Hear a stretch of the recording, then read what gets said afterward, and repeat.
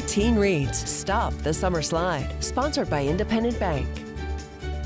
Literacy advocates say reading just 4 to 5 books in the summer can prevent a decline in a child's fall reading scores. Catherine Barron joins us from Lincoln Park in Grand Rapids, where families have a chance to check out the last bits of summer and still make reading a priority. Catherine? Hi guys, as the start of the school year bears down, a lot of parents may be kicking themselves for not doing a better job of incorporating a reading routine into their household this summer. The good news is it is not too late to make a difference.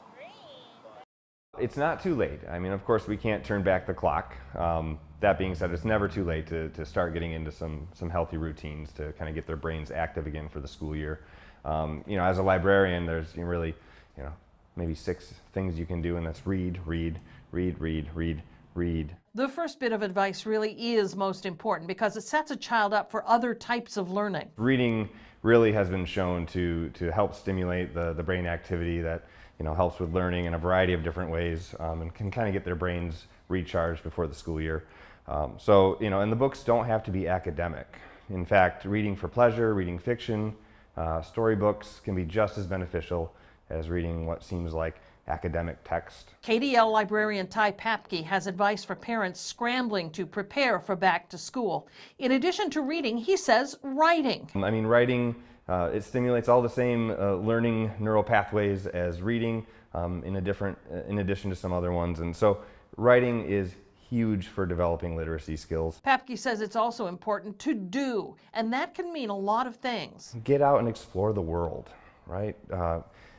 As kids have new experiences and learn about new things in the world, they develop new increased vocabulary related to those things, and it just helps expand their mind and help provide more knowledge and context as they're reading. Also on the list, seek out programs like those offered year-round through KDL and consider incentives to get kids to read. And finally, structure and routine are critical as families wrap up their summer. Beyond the structured reading time, starting those morning routines, getting up at an earlier time, getting to bed at a reasonable time, getting their body and their physical habits back into that routine is very important as well. All right, we are in the home stretch. Come on down to Lincoln Park tonight, and we are going from 6:30 to 8:30. Folks are already arriving, though. Pick out free books for the kids, sit down in the grass and enjoy a story being read by local community leaders. Enjoy a Kona Ice. There are so many other vendors here tonight. Come on down. It is going to be a terrific night where reading finally gets its due. Back to you. Stuff the Bus, sponsored by Todd Wenzel Automotive. And 13 on Your Side is working to help children go back to school with the supplies they need. We are partnering with Heart of West Michigan United Way to stuff the bus.